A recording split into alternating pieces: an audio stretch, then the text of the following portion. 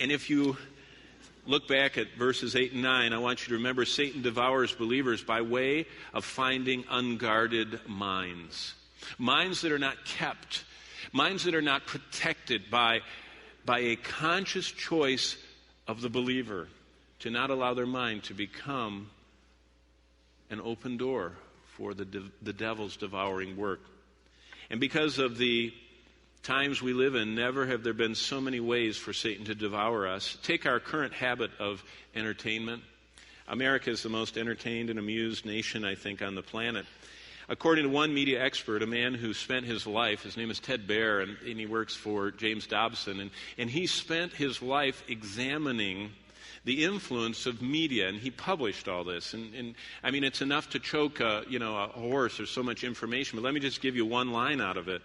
He says the average young person watches 50 movies a year in the theater. That in itself is amazing. I mean, that's hard to believe, but he says, I guess they're not Christians. I don't know how you could be there once a week. They view another 50 plus on video. And 80% of these are PG-13 and R-rated. So that already tells you a lot, that they're seeing the most visually captivating medium in the world right now is American productions. They are just so well done that they're hard to understand that they're not real. It's so powerful, and they're getting better with the sound and the depth and everything else that they do. Okay, he continues. Those who have studied our brains conclude that we store 3 trillion videotapes in our brain by the time we're 30 years of age. 3 trillion.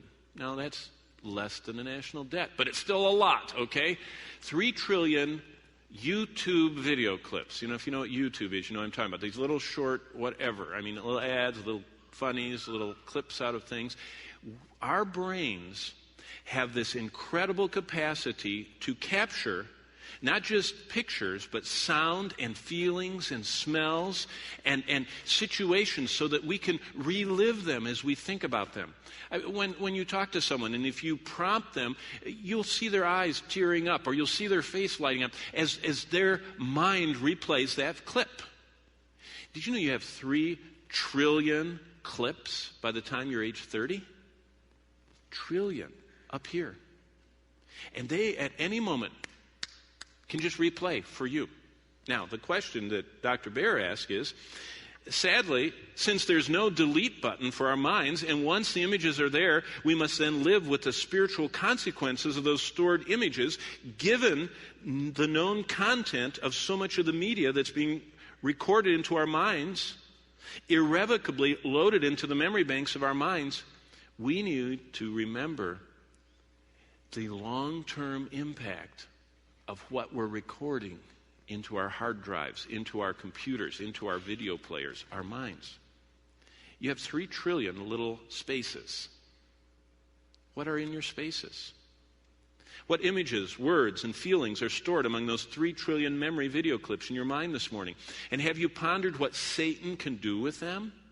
You know, a lot of people, they on Sunday are singing, I want to live for the Lord, I want to be His, and as a deer panteth after the water, I'm going to pant after you. And then they fill their 3 trillion slots with clips that Satan can poke and play at any moment and utterly defeat them.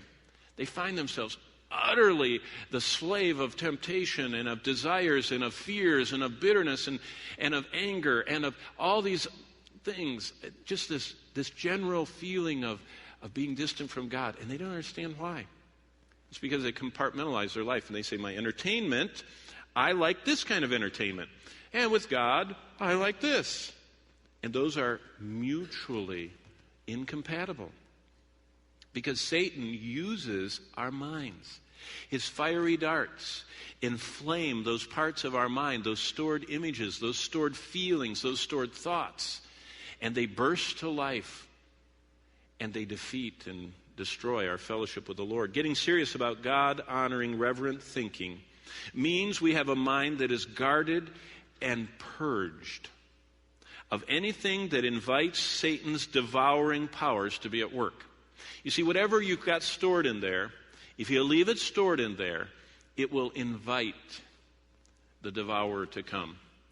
In July, after speaking up at a campground, I drove with my family up another 5-6 hours into Canada, and we went way up into Canada, back where my dad used to lead expeditions when I was a little guy. And I loved it. And I was out there with all the buddies, and everybody was just fishing, and lines were flying everywhere, and I was ducking and everything. And finally, after I got everyone baited and everyone untangled and everything, I took my dad's old rod, the one he's taken expeditions, and it was so much fun. I hadn't had his pole in so long, and I didn't know how to do it, and I went like this, and the line all came out. You know, it only knows his touch. And so while I was trying to get the line untangled, my rod pulled right out of my hand. And this monster fish figured out that I wasn't watching and grabbed that, and I had to go after it and pull it back, and my son waded out with the big net, and I got this gigantic fish, and it was so much fun. So I was just showing him how to clean the fish and everything. And here I am in this remote cabin in Canada, and this man that lives there saw me, and when I got done, I just took all the fish head and everything, and I went like that off into the woods, threw it right off the deck. And his eyes got this big. He says, "Oh, don't do that." He says, "The bears will come." And he says, "They are big bears up here." He says, "Don't do that." And he jumped in. It was dark. And he jumps down, and he was going through the ferns and picking up all these entrails and, fish bones and everything that I had off into the woods. Do you know why? He fears the bears. Did you know we don't fear the devourer who comes stalking us, and he is drawn to those things that we store in our minds? That's why to have that mind that is guarded, we must realize that Satan wants our lives to be unguarded, and God wants us to be reverent.